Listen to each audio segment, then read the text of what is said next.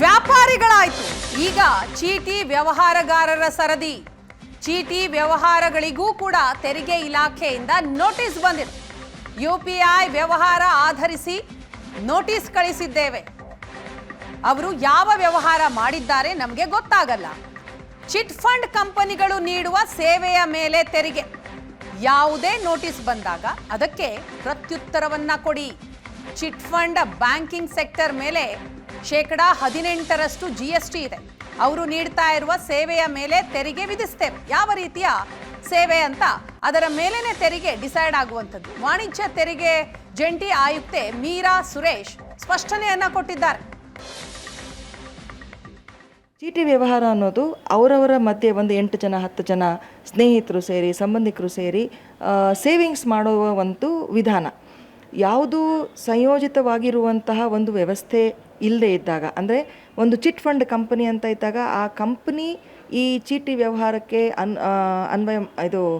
ಅವಕಾಶ ಮಾಡಿಕೊಡ್ತದೆ ಮತ್ತು ಆ ಕಂಪನಿ ಅದಕ್ಕೆ ಒಂದು ಸರ್ವಿಸ್ ಕೂಡ ಚಾರ್ಜ್ ಮಾಡುತ್ತೆ.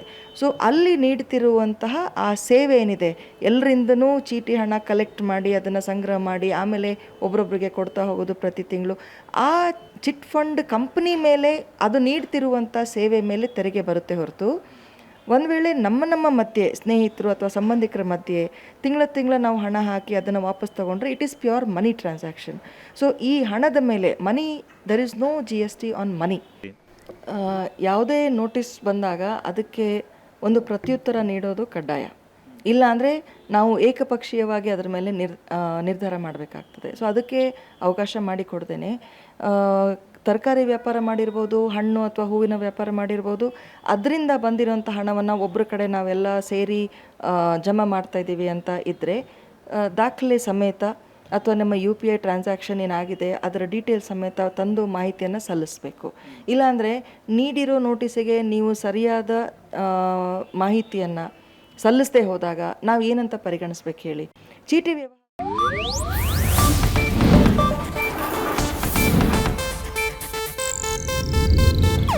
ಇದು ಏಷ್ಯಾನೆಟ್ ನ್ಯೂಸ್ ನೆಟ್ವರ್ಕ್ ಪ್ರಸ್ತುತಿ.